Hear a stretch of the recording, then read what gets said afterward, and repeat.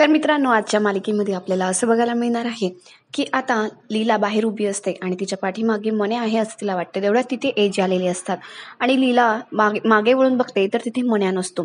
आता एजे म्हणतो, लीला बाहेर का आलीस? लीला म्हणते, एजे रेऊसोबत बोलायचं होतं ना फोनवरती म्हणून बाहेर आले मी. एजे म्हणतो, मला असं वाटलं कोणीतरी तुला भेटायला आलं होतं. लीला म्हणते, हो, मन्या येऊन गेला. आता एजे म्हणतात, लीला मला तुझा हा मित्र ना जरा वियर्ड वाटतो. म्हणजे बघ ना कसा वागतो तो, कधीही येतो तुला, कधीही भेटतो आणि कधी गुड नाईट म्हणायला येतो तर कधी आईस्क्रीम घेऊन येतो आणि कधी भेटायचं आहे असं सांगतो आणि सगळ्यांना वाट बघायला लावतो, पण येतच नाही.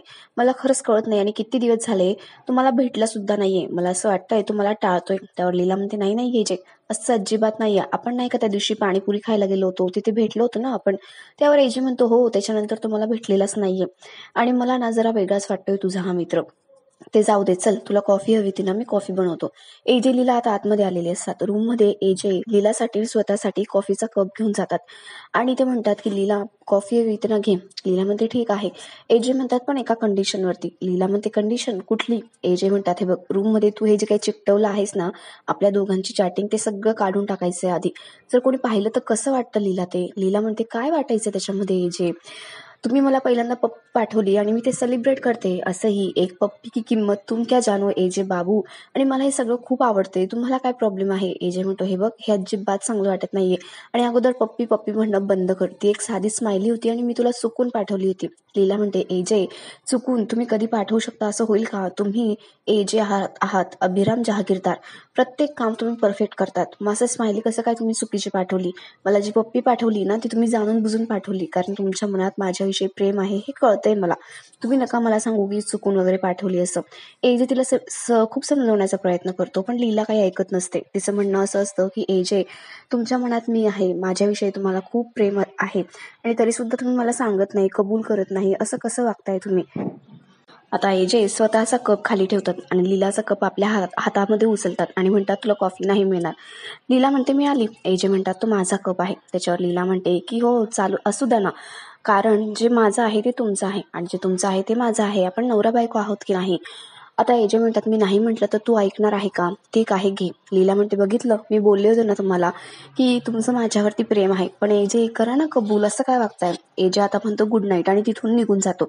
इकडे आता लक्ष्मी सरस्वती विचार करत असतात आणि म्हणत असतात की दुर्गा वहिनी पहिल्यासारख्या राहिलेल्या नाहीये. ते आपल्याला काहीच सांगत नाही. जेव्हा लीला आणि एजेंचं लग्न होतं सगळ्या प्लॅनमध्ये ते आपल्याला सामील करून घेईल. आता सुद्धा त्यांच्या डोक्यात नक्कीच काहीतरी चालू आहे, पण आपल्याला ते अजिबात सांगत नाहीये.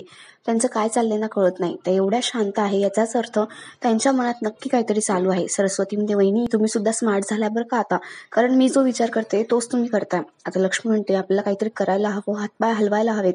सरस्वती म्हणते, वहिनी पण काम तर डोक्याचं आहे, आयडिया डोक्यातून येणार, मग हातपाय का हलवायचे? लक्ष्मी म्हणते, तू ना तुझं काय करू काय कळत नाही मला, जा तू. सरस्वती म्हणते, वहिनी मला काय असं वाटतं, आपण ना आता लीला आणि दुर्गा दोघांनाही जाऊ द्या, आपली स्वतःची टीम बनवूया आणि स्वतःचे प्लॅन करूया. त्यावर लक्ष्मी म्हणते, काय प्लॅन आहे तुझ्या डोक्यात? सरस्वती म्हणते, प्लॅन अजून रेडी नाहीये, पण विचार केलं की सुचेल मला. लक्ष्मी म्हणते, विचार करत बस मग. आणि ती खूप वैतागलेली असते. इकडे एजे टायगर सोबत बोलत असतो आणि त्याला म्हणत असतो, टायगर तू हल्ली माझं ऐकत नाही, लीलाच ऐकतो आणि काय नको ऐकायला. तिची जादू माझ्यावर सुद्धा चाललेली आहे, मग तुझ्यावर का नाही होणार? कधी कसं मला नाही कळलं, पण मी सुद्धा तिच्या प्रेमात पडलो. मला ती हळूहळू आवडायला लागली आणि लीलाला खुश ठेवण्यासाठी, तिला आनंदी ठेवण्यासाठी मी काही करू शकतो, जसं मी तुझ्यासाठी करतो ना तसंच. आणि हे बघ, आता फक्त आपण दोघं फ्रेंड नाही आहोत, लीला सुद्धा आपली फ्रेंड आहे, आपल्या टीमची एक मेंबर आहे ती. कळलं तुला? चल मी येतो आता. त्याचे सगळं बोलणं किशोरने ऐकलेलं असतं. तेवढ्यात लीला खाली येते आणि म्हणते, एजे मी रेडी आहे, चला. लीला आणि एजे तर रेवतीच्या घरी जाणार असतात. इकडे किशोर परत एकदा विक्रांतला फोन करतो आणि म्हणत असतो की काय झालं तुझ्या प्लॅनचं? मला लवकरात लवकर हा एजे आणि लीला वेगळे झालेले पाहिजे. या लीलाचा तर मला काटाच काढायचा आहे, ती आता डायरेक्ट मेलीच पाहिजे, असं काहीतरी कर. विक्रांत म्हणतो, ठीक आहे, मला पण तेच हवं आहे.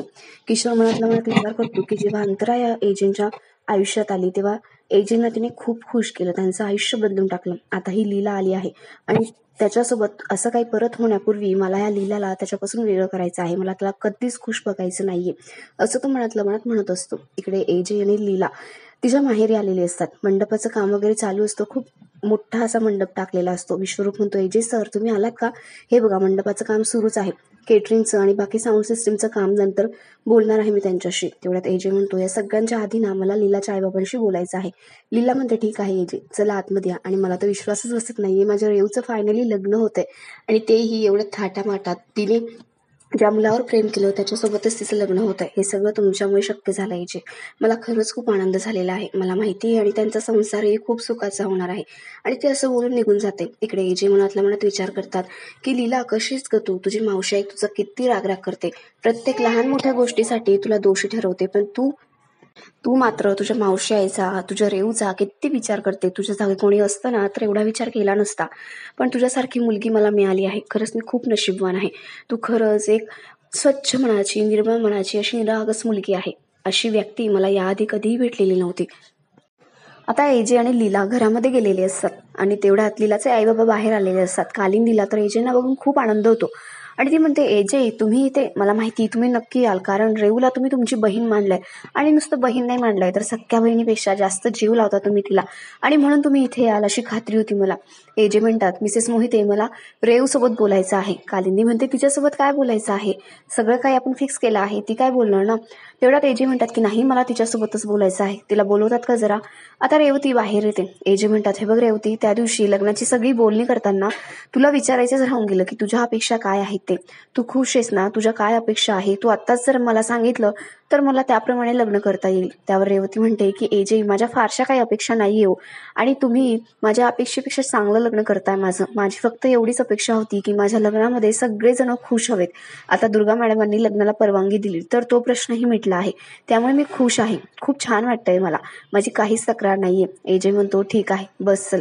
आता कालिंदी, तिच्या चेहऱ्यावरती 12 वाजलेले असतात आणि तिला तिची इच्छा असते की रेवने काहीतरी बोलायला हवं होतं. तिचं लग्न थाटामाटात व्हायला हवं, लीलासारखंच तिची देखील हौसमौस व्हायला हवी असं तिला वाटत असतं. ती म्हणते, लीला चल जरा आतमध्ये, तर मला जरा बोलायचंय तुझ्याशी. आणि ती लीलाला खोलीमध्ये घेऊन जाते. एजेंना माहिती असतं की कालिंदी आता नक्कीच लीलाला खूप बोलणार आहे आणि तर त्यांना जरा वाईट वाटत असतं. इकडे कालिंदी रूममध्ये गेल्यानंतर लीलाचा हात पिळते आणि तिला म्हणते, मी तुला काय सांगितलं होतं की एजेंना सांगायचं माझ्या रेवचं लग्न देखील माटात व्हायला हवं, पण तू काय केलं, तू काहीच बोलली नाही, तिथे मुग गिळून बसली होती. तेवढ्यात लीला म्हणते, अगं मावशी आई, पण रेवच काय बोलली नाही. आता कालिंदी म्हणते, तिला काय कळतं गं, पण तू मोठी बहीण आहेस ना तिची, तुला सांगितलं होतं ना मी. स्वतःचं लग्न मात्र मस्त थाटामाटात केलं आणि स्वतःच्या बहिणीचं लग्न. त्यावर लीला म्हणते, मावशी आई ते माझं लग्न होतं का. त्यावर कालिंदी म्हणते, एजेंचं का असे ना, पण काय ते झुंबर आणि काय तो हॉल, किती मोठं लग्न केलं त्यांनी, किती गिफ्ट्स देखील लोकांना वाटले. ह्या एजंटनी जरा खर्च केला असता तर यांच्या खजिन्याला काय भोग पडलं असतं का. 1-2 कोटी केले असते रेवच्या लग्नासाठी खर्च, काय झालं असतं. असं यश आमच्या घरचाच आहे असं सांगतात, पण खर्च करताना मात्र हात आखडता घेतात. यांना शोभतं आहे आणि ते एजंटना बोलत असते. आता लीला म्हणत असते, मावशाई जरा हळू बोल ना अगं, तुझं काय चाललंय मला खरंच कळत नाही. आणि एजे हे लग्न सुद्धा चांगलंच करणार आहे. पण कालिंदी मात्र काहीच ऐकत नसते आणि ती बाहेर निघून जाते.